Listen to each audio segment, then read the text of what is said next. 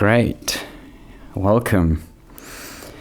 I am Juan Cortez, also Quinti Anima, that's my nickname.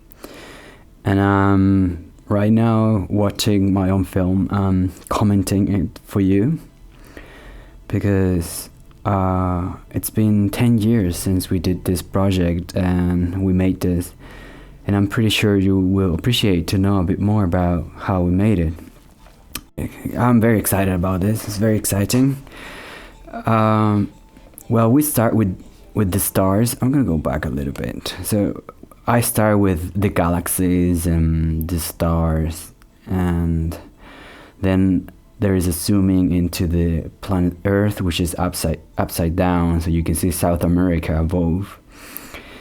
And I always had this idea, like, why do I have to see the world from the other perspective if I'm in this side of the world? So this film is all about that, to show a little bit of a different perspective of the world. And I'm very excited about sharing it with people of other cultures so they can see our perspective of life, which it's different, of course. And I found it fascinating, like this idea of we humans look at our cities and who we are and how we build stuff without considering, the alien situation, without considering what about someone else looking at us, from a different perspective. And well, that was the concept at the beginning. I wanted to see Valparaiso, which is a city I was studying in. I became a filmmaker in Valparaiso. And I fell in love with this city. It's a very poetic city. It's very special. And it's the most artistical, musical city. And as you can see, it's very photogenic. We find it wherever we put the camera. A friend of mine said this to me, a cinematographer I work in a previous project. He said to me that Valparaiso is a city that wherever you put the camera, take a photo, it looks great. And I believe in that. I believe this is a very poetic, special place where life is very chaotic, but at the same time it finds its own harmony somehow. Well, I started with this questioning of people on the street, because I was inspired with Crónica d'un verano. I think it is Chroniques of an été en français. Je suis pas sûr. It's a French film, very old, where it's an experimental film where a lady goes around questioning people about political or just life in general. So they're asking the most fundamental question, like, are you happy being a Chilean, and are you proud of who you are? So I was thinking in this perspective, if someone from a different nationality is looking at Valparaiso and our film, they will have like, what is a Chilean like, and they would want to know about us. And I wanted people to say things, and that was spontaneous, and people would reply that they're just random people on the street. And then I had this idea that someone is stealing the camera. Well, that was the basic idea of the film at the beginning. It started all from there, finding a tape. The idea of finding a missing tape that has this story, this film on it, which is a film, maybe it's just a real tape. That's how I started the idea, like 1 year before the project. But then it started mutating and became more like a normal film. So Valparadaise, this name, it's kind of it's maybe like a mistake, because I didn't know how to spell properly Valparaiso in English, and I just wrote it like that. And I realized that there were some similar project or poetic work with the word Valparadaise, and because I made this bad spelling, it was just like a way of seeing Valparaiso from a different perspective, and that's what I wanted. So we start with these two characters that I really like. Antonio is an actor trying to become famous. and Sergio is kind of his best mate, who's, you know, good for nothing, and he's always making joke. And I really like these two characters and the combination, because Antonio is a serious one and Sergio is the funny one. And I wanted to start with this ridiculous idea of he watching Brokeback Mountains, because I remember falling asleep and in my house I remember watching Brokeback Mountain with a partner at that time, and she fell asleep and then she woke up and I was crying, you know, watching this film. It was a bit embarrassing, ridiculous situation, you know. Every man is kind of at least the men identify with their masculinity. They're kind of afraid of, you know, this type of ridiculous thing people seeing as being emotional and concerned about feelings, you know. So I found it ridiculous and I wanted to laugh about it.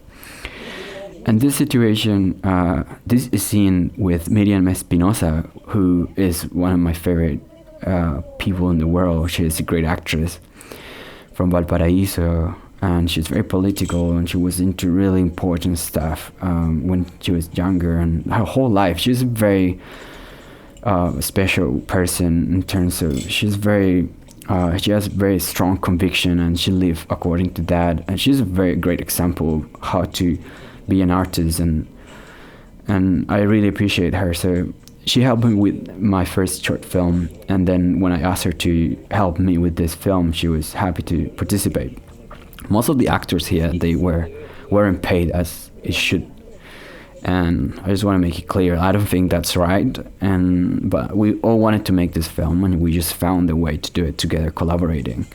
But I think the optimum in every film work, we should pay everybody the best way we can, and that should be the goal.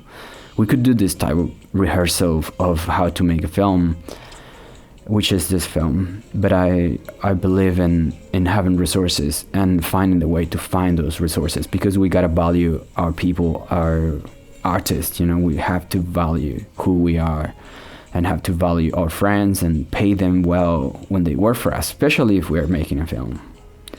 And that should be the goal, and, you know, in the perspective at least.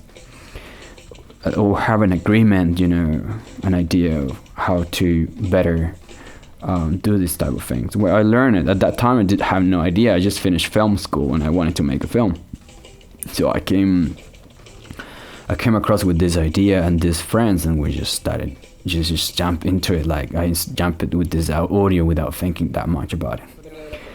I like this scene, but I think it's a bit rude now when I look at it, but I still love it, because it's something that we all artists want to say sometimes, you know. Everybody's kind of have a reason to have an opinion about you, and, you know, like, you know what?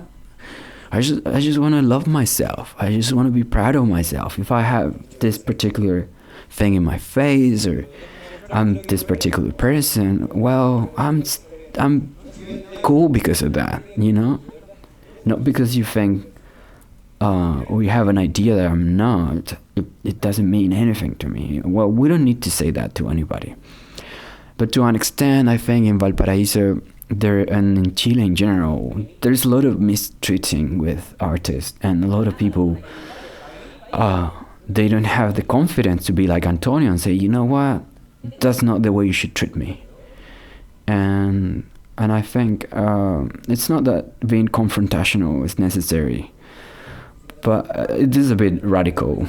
I think we do that in films, but at least knowing that it's important to love ourselves, no matter what other people think about ourselves. It's really important to say it. And yeah, I like this painting that is behind, which is from Loro Coirón, and I'm very proud of it. It's always those type of things around that we cannot notice. I mean, that all the people cannot notice, but I can see. I like these actors, you know, like good friends that just came out of nowhere, and they're really good actors. I mean, Antonio, he's one of the best actors I work in my life, and I always felt like I believe more in himself and his talent than sometimes I feel. I feel more confident about everything he can do and express.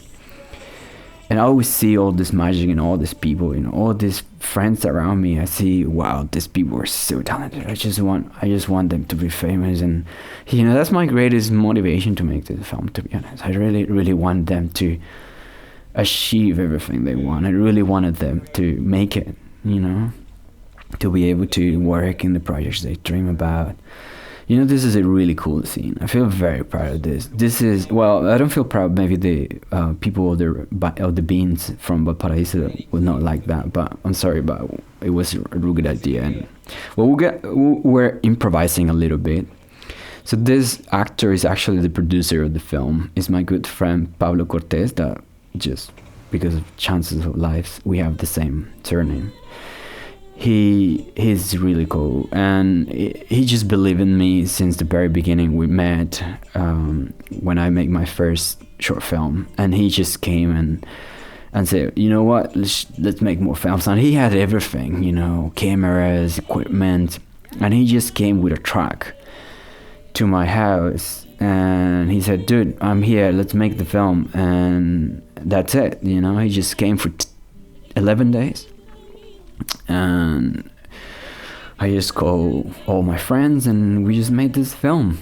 So he made it possible, and I will be thankful with him my whole life because of that. It's so important that good friends believe in you, and I really appreciate that, Pablo. And this singer, I love her so much, and I wish Natalia Omada would be, also make it, and that's all I want. And the whole town is so full of good artists that I want them to be recognized, or at least to be able to just do what they love in a simple way, just give us permission to be happy. And that's what I wanted for me, I just wanted to be a filmmaker. I don't want to wait, for budget or permission to be a film director. I just wanted to be a film director today, and that's why I started to do this. And these people believe in what I was doing, and I feel so thankful. Sergio, he is so talented. And this, I think in terms of decoration, and this is quite realistic, but I don't feel that proud of, the work we did with the art decoration and everything. But it's still, it's a great scene. We were improvising most of the dialogues. We had a script, but we didn't attach to it that much. I made a script that was ready to change, because this is a guerrilla film. We have to just adapt ourselves to whatever we have and use it in a creative way. And so it's like a jazz, we're just going around with certain directions but playing our own music, and it worked. Like, this scene had certain magic that I like, and Sergio just found some bread and started eating it, so he could just chill more about his acting and become more like the character. He felt that. And we had this oregano to pretend that it was pot, but of course it wasn't. And there's several small mistake of continuity, like this backpack that wasn't there before. Because we made the scene a few times, we repeated it, and we improvised for 20 minutes. I just remember maybe longer takes. We did lots of dialogues that are not there. Maybe I should make a version of it with all those dialogues, or put those clips online. And my friend, I remember Pablo, the producer, also was making sound. He was so tired of this scene, and also I remember laughing so much, because of ridiculous things that they were saying. Well, at that time we were just laughing of everything. Then after we rewatched it, and it didn't make much sense to put so much, ridiculous moments that people wouldn't understand much. But it was so much fun to make this. I like this lamp. The whole idea, it was kind of, making fun of ourselves, of our own world. This is my house, technically. It's the house we were renting.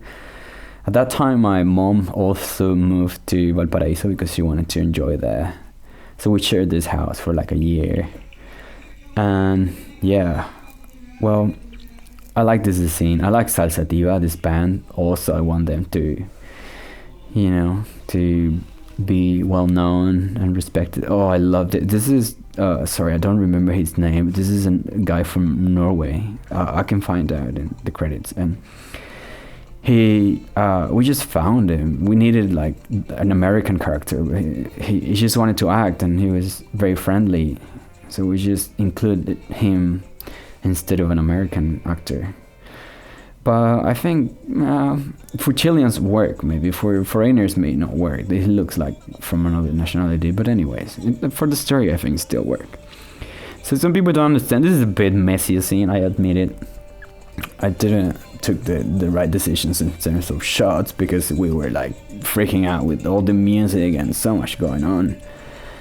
And so the whole thing is that the movies got stolen, and they have like a problem with these guys. But I thought in terms of script, you don't need to, like, you know that there's something wrong, and you will find it out in the next scene. That's the whole idea I had in mind. And there's Loro Coirón again, the painting, who is a French artist, but he fell in love with Valparaiso, and I appreciate his work. But this is not something I put there. It was there already in the place. The two places we had this decoration, they were just there. I love this scene and the simplicity of it. And I love the dialogue. I think I wrote it. I wrote this dialogue. I like what he said, you know, like Chileans are only like dictators like Castro and Pinochet. I found it one of the best thing I wrote, because it's those kind of thing that you can hear from that will piss off anyone I know. Every Chilean will really dislike to hear that. You know, you don't want to hear that. You don't want to, because because there's so much pain on those in that history, you know. This is the phrase I like. I like your pies. I wish you guys can understand the Spanish, because this is not Spanish, it's Chilean. I wish you could understand it. Chilean has a lot of romantic and poetic things. It was very hard to translate. I made a previous version of the subtitle myself, and then a friend of mine from New Zealand, he helped me out. I really appreciate that.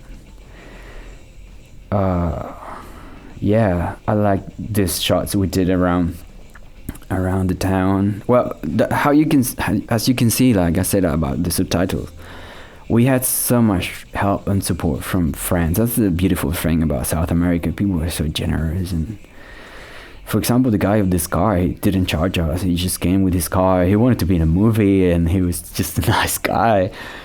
And imagine for the people that work in art department, it was so hard for them to find staff around, and clothes and everything. I felt it was challenging.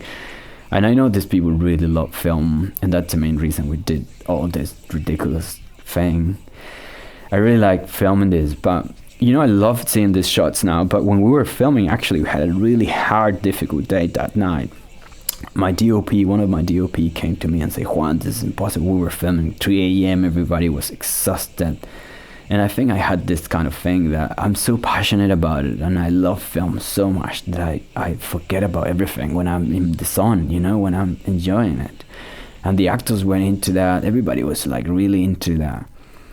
But some people weren't, and they were, you know, tired, and they wanted to go home. And you know, at that time we're young and crazy. We didn't know about laws and regulation. At the time, people have to work and be careful with those things, you know, because people have to have a life after this.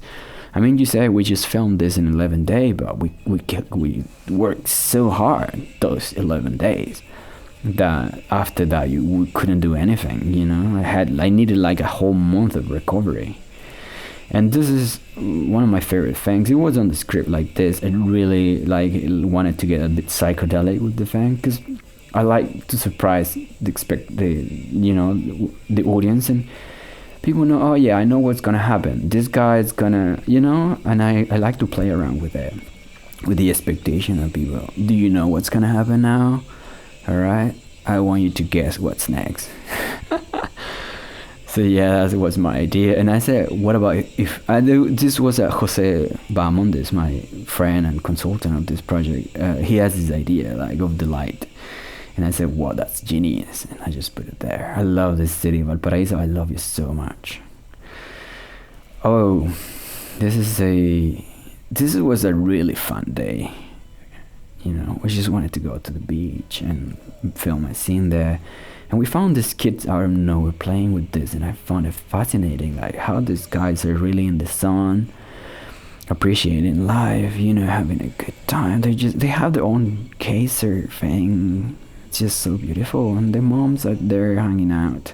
And this big wave came, and we were just filming. So the film, we wanted to make it a little bit documentary and get those things. Like, they weren't prepared, and we wanted to make a shot that way. And the lady was there. And the DOP said, I can't make the shot because there's a lady there. And I said, just do it anyways, you know, she's there. And she's part of the patrimonial thing of the town. And I respect her, you know. And it wasn't that I wanted to make fun of her, but she was there. And I needed to make a film. I couldn't wait, you know.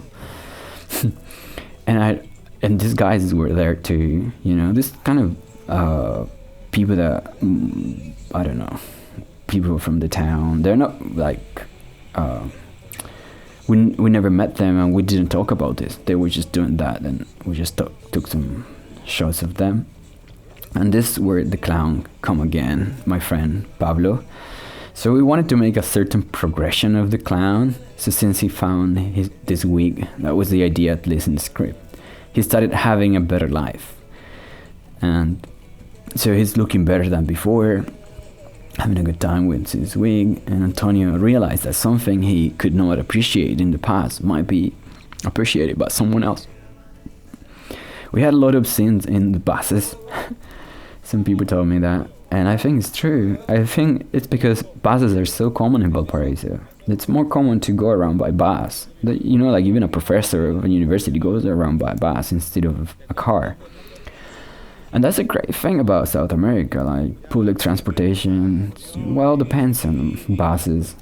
In this town in particular, buses work fine. They're a bit wild sometimes, but we all go around using public transportation. And I think there is wisdom on it. You know, there is wisdom in having less car and sharing the transportation. And well, there is... my friend Pato is behind there. He's also he was volunteer like all the people. He was working in the lighting department, and he wanted to be in the film. And I said, of course, go there, man. And here the professor is a really good actor, also from Valparaiso, also supporting the project. And what Antonio is doing, he's selling films, and I found it very funny because a lot of my classmates from film school, they sell pirate films. You know, they just copy lots of films and they just sell them around for like 1,000 pesos. That would be like $2, and that's how they pay their life. That's how they became filmmakers, by selling pirate films, and I found it fascinating. And I had a collection of those films at that time. You know, DVD was a big deal. This is scene where we have the city supporting, you know, in his shirt. That's because they supported us with transportation. Thank you so much. And Paula, she was she became part of the project through, I think, recommendations of friends, and she really liked the idea, and she was so positive, and she's always been like a great support for the project. And he's this acting with Sergio, I think, is one of his best, and he's just being so cool. Like, he's given this reinterpretation of the story, and I found it fascinating. And I think it was in the script, but I think he understood the idea, and he made it so funny. Where this is the house I used to live, guys. Welcome to my world. This is where actually I used to live with my family. We had dinner there and lunch every day. for a year. At that time, my family went to Copiapó, to the north, and they left me alone in the house. And they knew I would do this film. So yeah, my mom's just been very supportive with my film career, and she really likes everything I've been doing, and she's the best mom in the world, of course. So yeah, that is thing. It's quite long, but I think Sergio, he's so excited about how to tell the story. He has some jump cuts because we made at least 2 versions of it. So I just took the best of it, and we didn't have a second camera to make more shots, no time, so we survived with what we had, you know. Yeah, photography. I remember my friend Diego Casanova, the other DOP, because we had 2 DOP, Juan Gajardo and Diego Casanova. I remember when we were making this scene, he wasn't happy because of the lighting, and he couldn't do anything, so he felt frustrated, you know, like, you want me to be a DOP, but I don't have any of my tools, you know. So I'm sorry for that, my friend, and I know he did the best he could with what he has, and I'm very thankful and appreciate his work. He's great cinematographer, same as Juan. They're really good cinematographers, and I'm so proud of these guys. I just made them do like a documentary, you know. This was a fiction film, but we filmed it more like a documentary than a fiction, so we had to just capture lots of stuff really quick. We didn't have time to repeat that much, and we all wanted to do it, but if we wouldn't have time to film all the things. So I think we had plenty of time to do it. I think I could do another film in 10 days for sure, but I think that's a ridiculous thing that we gotta understand. Like, people say I made this film in 10 days. I did this film in 10 days, but it took me 3 years to do a final editing that is already this one you're watching on YouTube. So it's not that simple, you know. It's not that you film it in a few days and that's it. I mean, I prepare at least with 6 months of anticipation to do this, you know. I think the script works pretty well. I'm very proud of the narrative of the film. I think it is a film, you know. A lot of people, when we were doing this, we thought maybe this is not really like a film. This is just like an idea, you know. When I said to people, I made a film, people think I'll show them, you know, one of these B movies, you know, like very like poor quality stuff. And I remember like showing this around in New Zealand and Australia, and people couldn't believe it. Like, dude, you made a film. Like, this is like proper film. I could see this in an alternative independent TV channel, and a lot of people are surprised. Why is it not there? And I believe it is not there because we didn't do any distribution, and we didn't even try to find distribution. You know, to be honest, the film it participated in one festival that was Sanfic, which is, for me, the most important Chilean film festival. And they selected this film, and they really appreciated it. Actually, we got like a special award. And but I wasn't there. I was traveling somewhere else in Australia, I guess. And because I spent so much time working on this, and I couldn't kind of, you know, change my life and my joy, dedicate so much time and energy to this, you know. Making a film, that's what I learned. It's so much work. Well, I love this scene. This is one of my favorite because this is pure experience. This is me. This is me learning languages. This is how I learn English. I use this audio course, and I think it's very efficient. Now, it depends on, because that was kind of my first approach. It's good to start when you start from zero, to use a lot of audio courses. At least for me, it was really practical. So you don't bother people, you know, and it's very practical. You just learn from experience. And this is how I felt. I felt so embarrassed when I was listening to those audios. I felt like a bit ridiculous, you know, like. And I had these conversations with the audience because they proposed this kind of conversation. So this is all my life. you know, probably listening to the same toilet, to the same the same stuff. And I was talking before about we'll just continue from here. I love this visual of the city. Well, we're pretending to make it like a soap opera kind of looking. So Antonio it's looking like a Casanova, you know, and actually this actor Jose Palma, he came from Santiago. He was a bit famous. I mean, he is famous already, but he was pretty well known, and it's kind of the star in the project. And he was very sick at that time, like having a hard cold, but he really liked the idea and the project and wanted to help us. So he made the effort to come, and I really appreciate his support.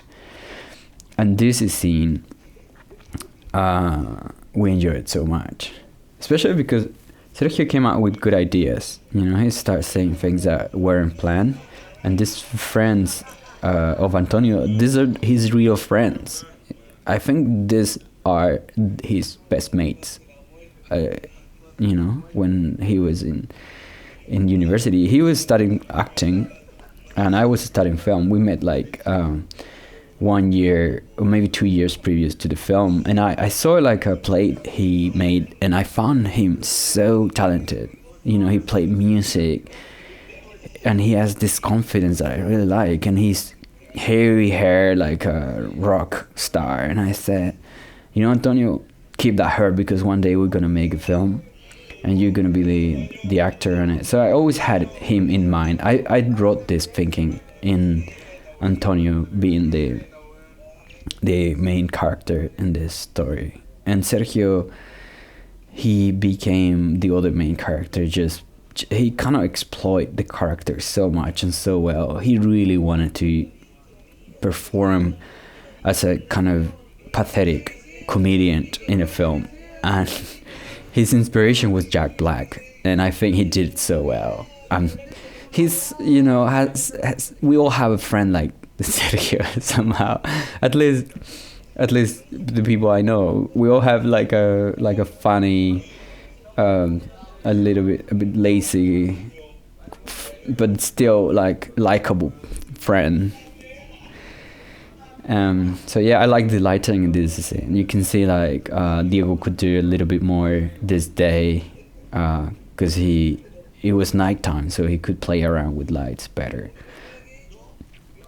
And I'm very proud of this performance. For me, these guys are good at drama. South America in general is good at drama, and I think I'm very good at directing dramatic scenes. But I didn't want to make a dramatic film. I wanted to make a comedy, but still, you know, I think things are more funny when you get a bit serious sometimes. So our characters, we put them down now to the dark zone, and it's quite funny because these are type of things you would say in real Chilean, because a lot of people complain about how, you know, they say that the film it's like a poor quality dialect, because they speak a lot of slang, especially in this scene. A lot of people don't feel proud of it, but it's true. Like, it's not the most beautiful way to talk, but at the same time, it's part of our culture. We cannot hide those things, you know, because this is how we talk. And they were careful enough to express. In the next films, I've been more careful with the understanding, because this film is very Chilean, and we don't speak like a Castellano that is easy to understand all over the Spanish world. And I understand a lot of people struggle when they just read the subtitles. It's easier for them to read the subtitles in English than actually trying to understand and guess what the characters are saying. So, well, this project was different. It was very realistic. That was the point, you know, to make it very documentary. And I think there's certain poetic and beauty on it, and I appreciate that. So Antonio, he put lots of his own words, what he would say to some friends, and it's very, very, like, rustic Chilean, and I like it. Well, this is Chinoy, a friend from New Zealand. He said, oh, that's the Chilean Bon Jovi, and I think that was a quite funny joke. But Chino is a very alternative, creative guy from San Antonio actually, and he moved to Valparaiso and he liked it there, and he was in the best moment of his career. I mean, at that moment when I was living in Chile and in Valparaiso, he was doing so well, and we just asked him, "Hey, Chinoy, do you want to be part of this film?" And he said, "Yeah, why not? And what do I have to do?" And he just came that day, and that was great. Where here are all my friends. Most of the people here, the extras, are my friends. Carolina is there. Carolina Opaso, she is the producer and my ex-partner at that moment, and she did a great. Well, you gotta understand, guys, that this project took me, like, in total, like 3 years and a half. So we have different friends, and I had different partners during the project. And this is a really good scene. I really like it. It's quite funny, and I like how this actor, Fele Villagran, he's performing, and he understood the idea of the character, and he did it pretty well. I regret not making a shot of the other 3 guys that were looking at him. Yeah, Diego told me, like, and the OP, we should have done a shot of the 3 guys looking, so we have more options for the editing, and I think he was right.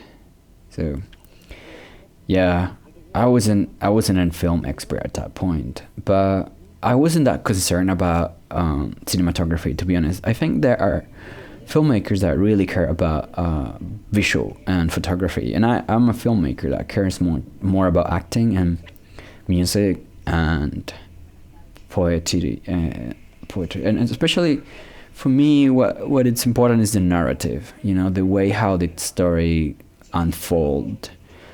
So I'm happy with just simple shots. I don't want it to do anything sophisticated. I tried, to do crazy shots when I was in film school, and I explored different things, and I just realized that I want to go to the Hitchcock style, like just tell story, and maybe not Hitchcock, but more like actually this is more like French cinema, like Francois Truffaut. I don't know. It's a mixture between that. I used to really like Roberto Rossellini at that time. I was obsessed with French cinema and neorealism. And I think this is pretty much... we also saw a few films that they got distribution and they got really famous with just a few simple pieces together, like this film, just love and expressing itself. Well, this is scene, I like the dialogue. I think it's a classic kind of job interview where people are asking you, how much do you want to get paid? And I really dislike that. I personally find it ridiculous. Like, it's just offensive. Like, you have to value the work I'm performing. I don't know. I think it's a strategy to pay less, and I find it offensive. But maybe I'm wrong. It's just one way of seeing the world. Well, Chapulín Colorado, he's a superhero from South America. I love him. We all grow up in South America, I think, watching Chapulín Colorado and Chavo del Ocho. So when we found this dress, I thought, well, that would be absolutely... I think it was on the script. I think we wanted a Chapulín Colorado dressing, and the girls found it somehow for like, I don't know, $20. Our budget was like $600. That's why at the beginning there's a scene of getting $600, the Antonio, to make a film. That's actually what we had to make this film. So that's kind of the reason. There are a lot of things that I think people don't understand, that we didn't express that well. So I feel really happy to do this audio so people can understand. This is the auntie of Carolina. And this is how we made this film, just with, friends. Most of the actors are professionals, but some of them weren't. And we just used Facebook a lot, and people replied to that. Like this father that wanted to be in the film. I don't remember if he was the father of the kid or the kid came by. I think they came from different backgrounds. So yeah, that's a pretty good situation. It was in the script like that. I wanted Antonio to fail doing absolutely anything that was safe. So he was doing the safe job and he was failing. So he was failing even with the thing he thought it would be safe at, instead of keeping with his pursuit of being an actor. So he's giving up the dream. So these scenes are about that, but that's not working. At some point, someone told me, Juan, like everything is so sad. Like, can it be like something positive in the life of Antonio? And I said, yes, of course. Well, it's positive in most of the life of any South American person. We have a lot of love. We're a loving, caring community, and I think it was really important for Antonio to get some Pachamama love, and this was my first sexy scene. As I think about like being a filmmaker, I mean, the guys were very concerned because they're young and it was the first time for them. We were all like sexy scene virgin. So they were very concerned about this scene, and what I did, I just filmed it with me and the cinematographer, and everybody else could leave. I asked them to leave, and the four of us stayed and spent some time together figuring out how to do it, in a very lovely and caring way, just going slowly, exploring what the guys wanted to do and what they felt like they were happy to explore. And I think it's not that much. I mean, we don't show that much part of Paula's breast, and it's quite short. I had that thought when I watched it. I said, oh, that's not that a great performance from Antonio, but I don't know, there's like the film time, things are shorter. It doesn't mean that he didn't do a good work. I think they both didn't do a good work. I think I should have made like an extra shot so it would look like they were there for a long time. So this is a blurry scene, and I'm very sad because of that. I think the DOP Diego complained about couldn't see the screen of the camera that well, and so he couldn't see exactly the focus as he wanted, and unfortunately the focus is not right. I think we can do something in post-production, maybe for the new version. We can make a better version of that. So I love this scene, I love this acting, I love this situation, like the famous actor and the poor actor. And this is a classic spot in Valparaiso. I love this square. It's called Aníbal Pinto. And the great thing about it is that you always can find a friend there. It's amazing. You go down the coming and you just walk around and you will probably meet 3 or 4 friends. And it's amazing. If you go Saturday night or Friday night, there will probably be a batucada or something, music, something going on. And you can just chill with friends, and you can even not have a plan and just go there, and there's gonna be food, people selling food on the street, really nice food. It's just like so much going on.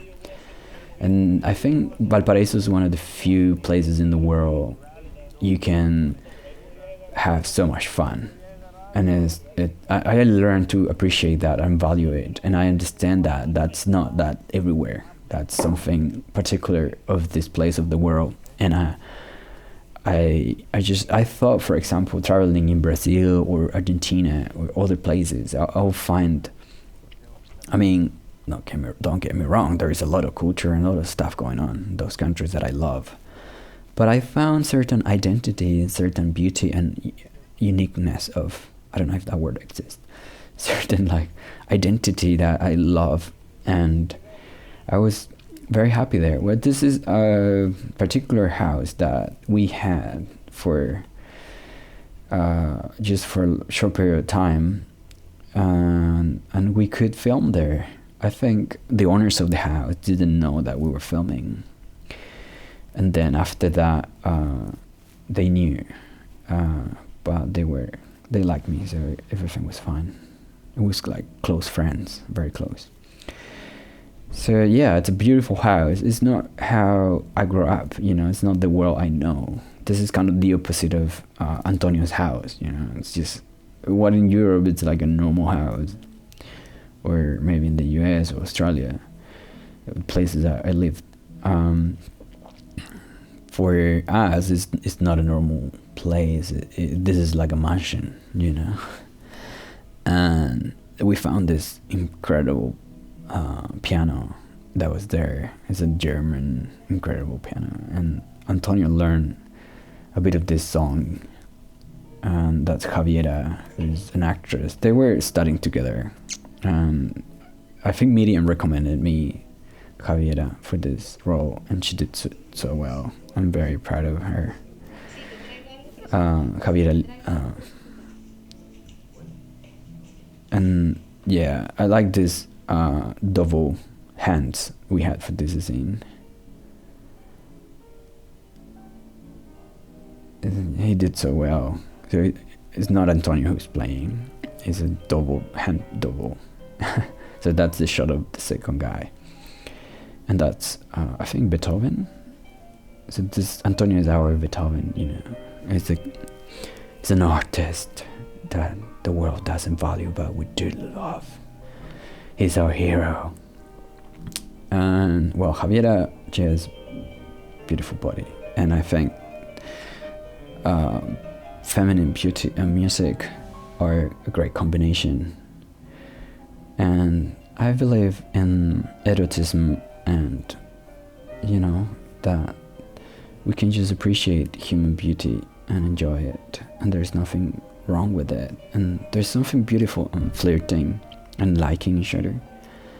So I just like this idea of the rich girl liking the poor boy who is a musician, an artist. I think might be like my own fantasy.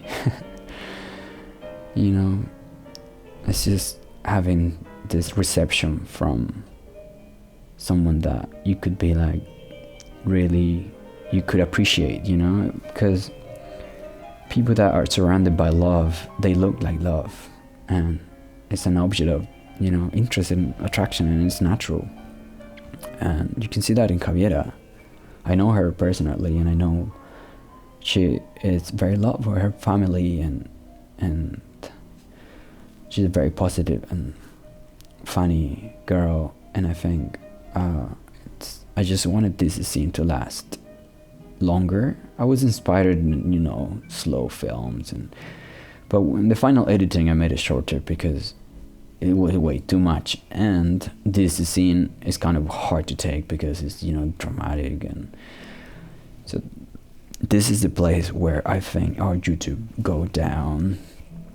I mean, the views, and people are like, okay guys, this is getting too slow. I understand that. I should put some action in between. But I learned from this process so much. This film made me so confident and understand how cool it is to make a film. The first time I screened that film, I had a big audience of like around 500 people in my favorite cinema.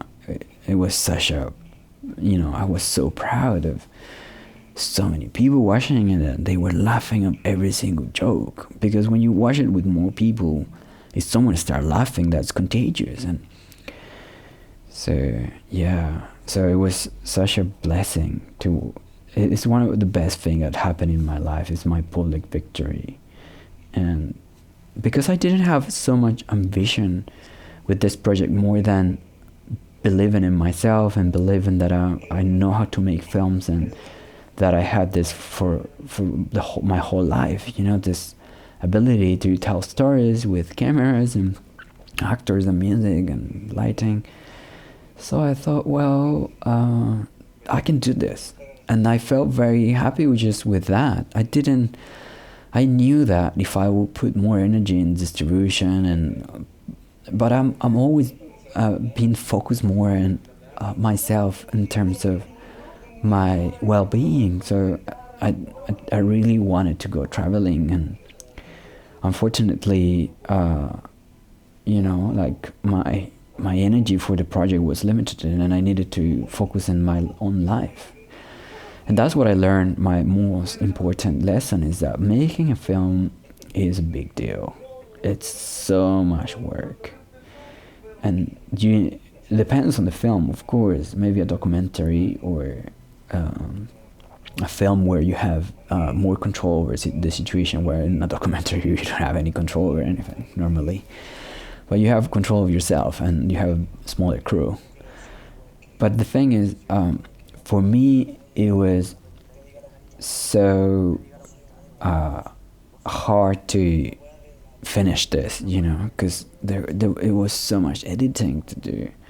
And because we weren't organized enough, and I was, inventing things, I couldn't delegate this work to other people. I had to do it myself, because I was the only one who understood everything. It was all in my head, and it was easier to put it together than explaining to other people how to do it.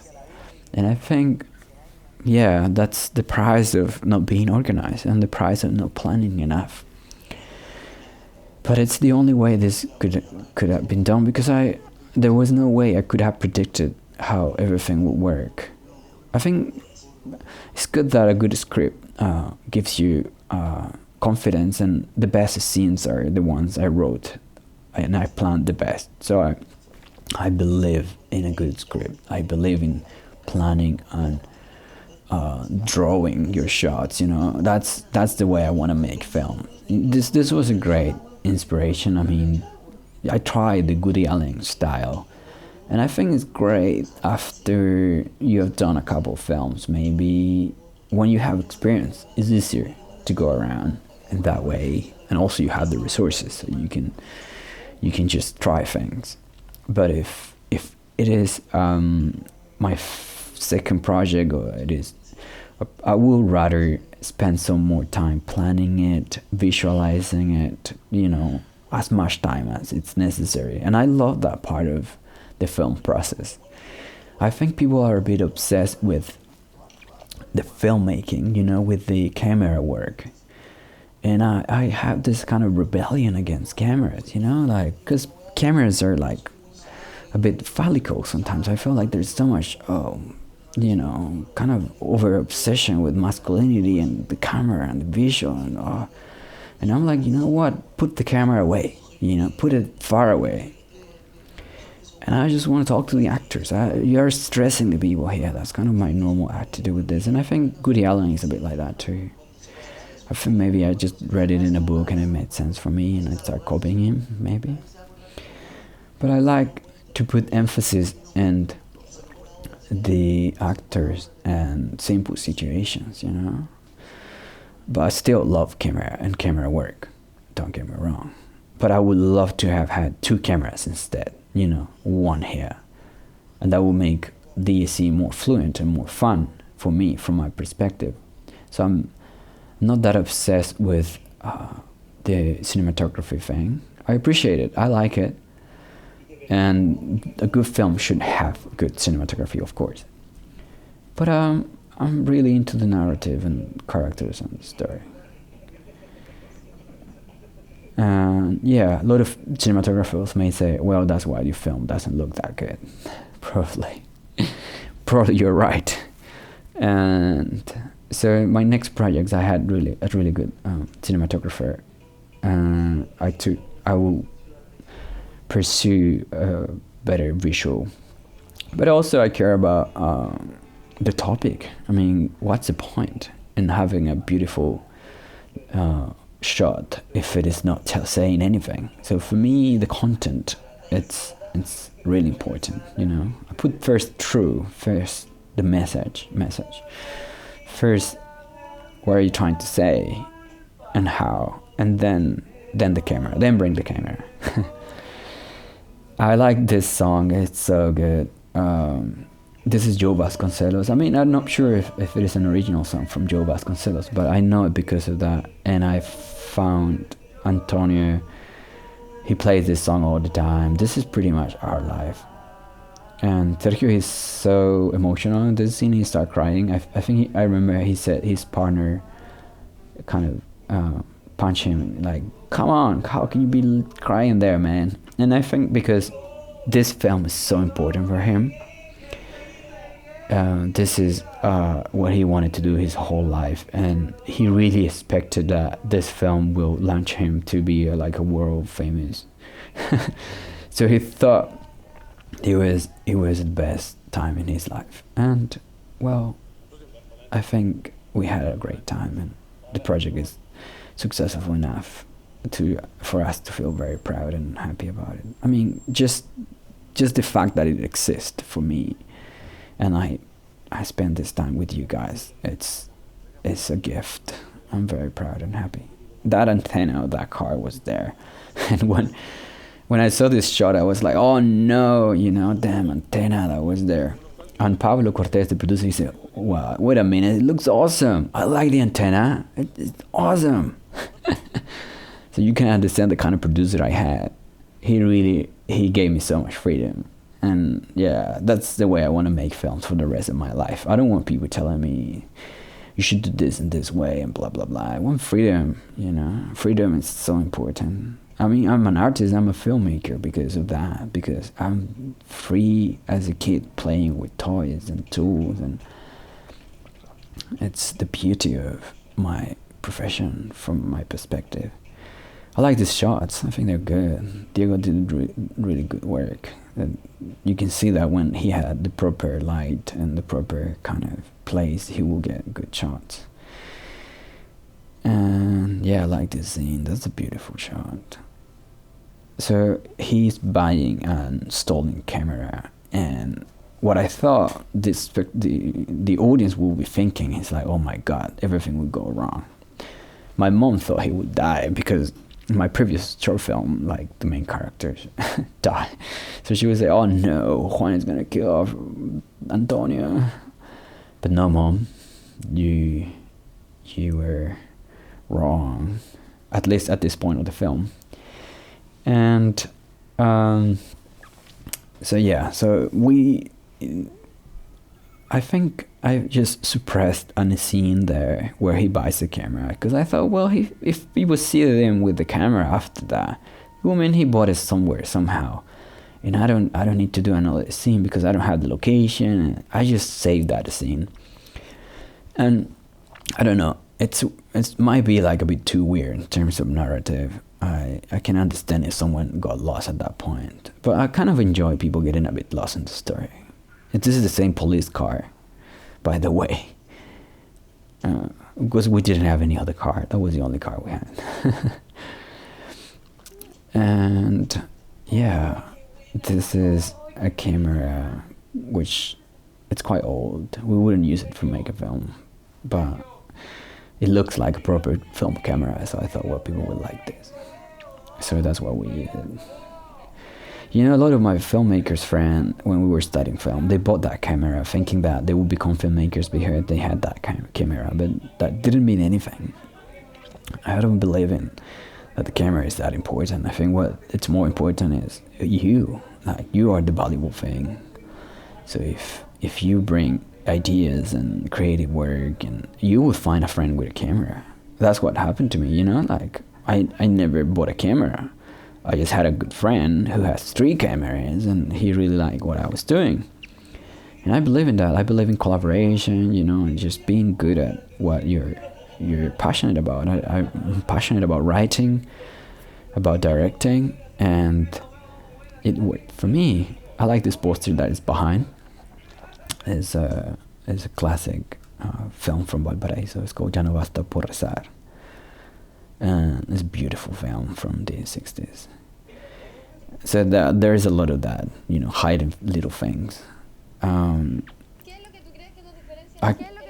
This is the moment when you realize, oh my god, what I saw at the beginning was a videotape of this girl. And this guy, which is me, I'm the guy with the hat. This guy stole the camera and made a film. So I stole this camera and made my film. That was the story. And I think it has to do with all this idea of not having resources and just seeing them and seeing like, if the resources are here, I can just take them and use them. Well, I didn't need to steal a camera. I just needed to have good friends, and we found out the way to do it. So that's pretty much the story of my life. I just had to believe enough in what I was doing, and there things started happening, and this is what I put in a film, you know. I just wanted to tell this. I have the permission, and I want people to give themselves the permission to be happy and to dream, to be joyful, and to try to do things. And I wanted to have this dancing tradition of folk music from Chile scene, because I wanted people to see that we have beautiful things to offer too, you know. We have so many drama films, so many sad story. I just want people to have an opportunity to see all the things of the Chilean culture, you know. People dance and people have fun. I think Juan Gajardo, the other cinematographer, he did a really good work here in this shots. It's quite nice. The music is Rocio Gomez and her father, and I think it's so beautiful. And this is the most beautiful cueca I ever heard, and I love them with all my heart. Rocio and Vicente Gomez, thank you so much for helping me with this project and collaborating with your music in my life. And yeah, so this is the scene at the beginning. So this is a moment of what's going on? So we see the first scene that this lady is actually an actress. She's not her mom. What's going on? I wanted people more confused here. But the whole idea is like the film of the film, you know. I don't remember the word for this type of thing. Maybe I will remember it later. Metalinguistic. I don't know if you said that in English, but in Spanish it's metalinguística. So it's the situation where it's a film inside a film, you know. So like a poem inside a poem. So, but we just carry on with the story. We pretend we haven't seen it. As most of the audience, I think they just, that doesn't mean anything. I don't want to try to understand that. So they are looking for the place. This is actually the only place. It's the same place of the casting. It's the same place of the party with the band, with Salsa Diva. You know, it's always the same place. But no, this is another bar. And this is at Terciopelados. We were so lucky to have this band. They were performing in front of my house for free. It was like a free concert for a cultural event with another musicians like Kevin Johansen, also Chinoy. And I just emailed them like 2 weeks before they came, because I knew they were coming to town. And I asked them, hey, at Terciopelados, do you want to be part of a film? And they said, yeah, sure, we want to know you. And we met in a cafe when they arrived, and we became friends immediately. They gave us access to the backstage. They gave us credentials so we can get access to the backstage with them. And that's how we met Chinoy and how we met Kevin Johansen. And we were so glad with their support, and they were so humble and nice. Like we just have one track apart from the car you saw, which was the car of Pablo Cortés, my friend, at that time. I mean, we just have the track at that time. And I went, because there was no more space to get to the cafe we were filming this. So I went in the back of the track, you know. It was an open track. And with their producer, I think it was their manager, he said, no problem. And they are famous, they're celebrities from South America. And they jump in a track with me. And behind I was with their producer, like me as the director. And normally I do those type of things because I think I really dislike the elitism in film. So I'm always the director who if in my production there is a toilet that is dirty, I will clean it up, you know. I would do any job because it's my film, and because I want to be the example of what I'm producing, you know. And if I'm doing something with love and appreciation, I believe in that, you know. I really dislike people when, I mean, I disagree with the idea of thinking that you're superior or more important than other people. I'm in film, especially when you're directing or you're a producer, you're one of the heads of the project. Think that you're more special, important than other people. I mean, it's just your project, it's your film, it's your house, it's something you're building, you're the architect of it. But it doesn't mean you're superior to the workers of anyone involved in the whole production, you know? And so I always try to show that up, because in Chile there is a big hierarchy, a bit, you know, there are a lot of classism, I think, in film. So I always want to be the one who, for example, if someone drops something, someone from the art department, and they will feel guilty about it, or no, take your time, or I'll help you up. I start wiping myself, you know, because that's the attitude I want in my crew. I want everybody to help everybody. We're a family, you know. In a family, we support each other. So, you know, when we cook, you know, we help each other in my house, at least. When my mom is cooking, you know, oh, Mom, I can make this salad, and someone else does something else, and I'm not going to wait for my mom to clean it up, you know, I'm going to help to clean it up. So that's the kind of what I learned in my family, and I appreciate. I think it's a beautiful thing. Yeah, so thank Kevin Johansen also to be in the film and to participate in this. So yeah, but Valparaiso, I think we achieved that. We became a family, and we love each other, and that's the beauty. And you can see that we had such a good time. We laughed so much during this. It was a therapy for us, you know. We were playing to be rock stars, you know. If we were a band, this would be like our concert where we rock, you know. And we felt like that. We felt like we were doing the best film in Chilean history. And I think, and somehow we're not competing with anybody. I'm no better than anyone. But we made something that maybe for us is the best film in Chilean history, you know. For us is a piece of history of our country and this beautiful city that we love.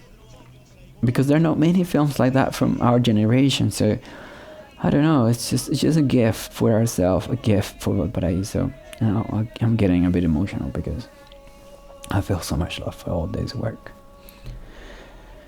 And yeah, this is a moment. I'm not proud of the recording of the singing. The guy sings very well, and I wish we could have done a studio recording and all that afterwards. And that's my dream, you know, to make a musical. I would love to make a musical in Valparaiso. I wanted to make a film called The Story of Chile, and Chile was a guy. So I would love to make that project one day, make a musical. So this is an old Mercedes-Benz. I know it's a BMW. I like this ridiculous walking of Antonio for no reason. Yeah, so he's just stealing. I mean, no, sorry, he's not stealing. I wanted people to believe that, you know, he's broke, he's not having a good time, so maybe he just need to steal to survive. And I wanted the swimming pool to be the thing that could make you recognize this house. This is the same house where he played the piano, right? But it doesn't matter because you will recognize it anyways afterwards. So yeah, this is the scene my mom was very afraid of because she thought I'm the one who killed his characters. And I had this idea of these actors in underpants shooting to Antonio. So the whole thing, he was bringing the camera back. Oh, he's so naive. But those are the type of things I do, you know. Even if I pay for it, like if I disagree with the way things were done, I try to make things right. And sometimes I try to make them in the wrong way, like what Antonio's doing. And things weren't wrong, you know, because you don't jump into houses like that, Antonio. What are you doing? But this is a funny moment for me, because that's something I really do everywhere I go. Any house, the first thing I gotta have a look is to that fridge. what is in there, that's my style. And if you leave me alone in that kitchen, oh my god, I'm gonna eat half. Oh, I'm good at eating. Yeah, I think Antonio really liked this zine. It was the first time he got a proper catering, and he was like, oh my god, finally I'm eating. Those avocados you see there, oh my god, they were the best in the world from a beautiful tree. Well, this is the moment of the truth. Yeah, he's not dead, Mom. He's alright. I'm not happy with my instruction to Javiera here in these scenes. Javiera Quesada, she is she's very talented, and I should have incorporated. I mean, unfortunately, the character wasn't big enough to explore it more, and I think it was something that I could have explored if I had known her a bit more. I didn't know her at that time that well. And yeah, so what we have here is Jose Palma acting. He was so sick this day. I'm very proud of him because you can't see that in himself. He doesn't look tired or sick. He's actually smiling and looks really happy. I'm very, very proud of his work. Yeah, these two guys, I wish I could have explored them more. Extras of friends, friends of friends. Everybody wanted to be part of a film. Why not? And yeah, so we're just coming close to the end. Thank you very much for sharing this time with me. I feel very thankful. This is a common saying of actors. They put it that I would not say that. I would say beleza, beleza, beleza, or happiness, happiness, happiness. So, but it's tradition in theater. People say that because it's a long story. I don't want to talk about it, but I don't think we should. I think words are important, and we can change things, like my name or anything we want to change. Life is there to, change traditions and kind of take them, make them our own. So this is the scene of people going out of the cinema. Nobody really likes their film. That's the truth, and that's the worst case scenario for a filmmaker. Like, oh, I made a film, I finished it, and nobody really likes it. After all the pain of making a film, after all the challenge of putting all the stuff together, and this result you get is like finally no one really enjoying what you've done. That's that was the fear with this project, of course, that nobody will enjoy it as much as we did. But I found it necessary to also laugh about it, also get over it in the film. Because it wasn't, everything, the whole thing was valuable. We were the valuable thing there. And I wasn't clear about this scene, This is kind of impro. I knew I had to go up. I knew they were sad and they have to be laughing at the end. And I tried to explain this to the characters, and we were best friends at that moment, so they knew more or less how to put their characters up and share them up and change. And that's what we're doing. We're just improvising. I'm holding the camera in this shot, by the way.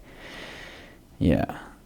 So I'm just one with my documentary fiction, flowing there, trying to get the guys, because everybody was tired. I think the OP at this point, he said, you know what, can you just do this yourself? No, but I think he wanted me to be a cinematographer, to enjoy my film, do everything. So yeah, I had this intimacy, beautiful moment with the actors. I really like that scene, actually. And this is another bus scene. I think we don't have enough extras. There should be more there. So Antonio is just there selling his film in the buses. That's considered like the worst thing that can happen to a person. And it's very common in Valparaiso, and you will see it all around South America, that people sell stuff on the bus, especially in poor countries. or in countries that are not dealing that well with the economy, and people have the freedom to just jump in the buses and try to make their own day, selling stuff. So that's maybe that could be like for an artist, oh, how can you sell stuff in the bus? That's like a shame thing. But what I wanted is Antonio to feel right with it, even if I'm in the worst case scenario. I'm like the guy who was selling the films. Actually, he was selling films to other people. Now this time he's selling his own film, and that's a thing to feel grateful and to feel happy about. I don't need to change the world today to become happy. I just need to change myself to be happy, and that's what they did. That's what this film did, and that's why I'm recording this, because I'm proud of this stuff, because it's something I believe in. I'll believe my whole life. Life is just a reflection of how we decide to experience life. So this is just a reflection of their world, and they're creating a new reality, and it's not here there yet, but they know their life is gonna get better, and at least it's what I knew for me, for myself. I knew after this project. I didn't know how, but it turned out to my life actually get pretty much good. I mean, I'm very glad with the life I had, and I'm very happy for you that took the time to watch this with me, and I'm very thankful for your time and energy, and I hope I gave you some inspiration, and maybe one day I'll be watching your own film, and I'm happy to know anything about whatever topic you want to talk about this film. Please leave me a comment, and I will enjoy replying or reading. This is a moment of a musical moment we had with the band at the Valparaiso. It was so lovely, and yeah, music is very present in this film, and it's since this project, music has been the big deal in my life. So yeah, I think I really would like to make musical films and link my two passions, film and music. And also at the end we put some comedy situation, because that's what I wanted. I mean, in the future, if you see a new project of me, it's gonna be probably a comedy, because I learned that the big responsibility of an artist, at least the one I appreciate the most, is making people go up in the emotional scale, go from not feeling good to feel good. And then they have their own guidance, they know what to do with their life.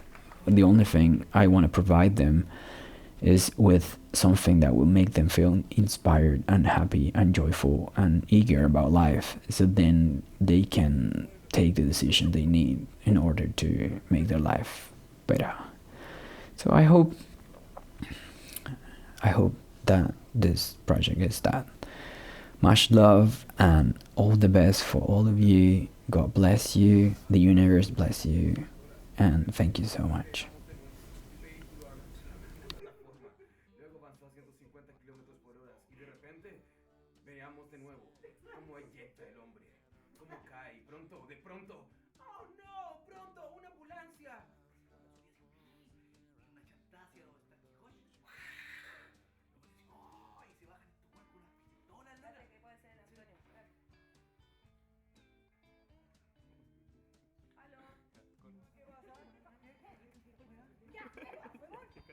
Hoy no se pegue. Corte, corte. Corte.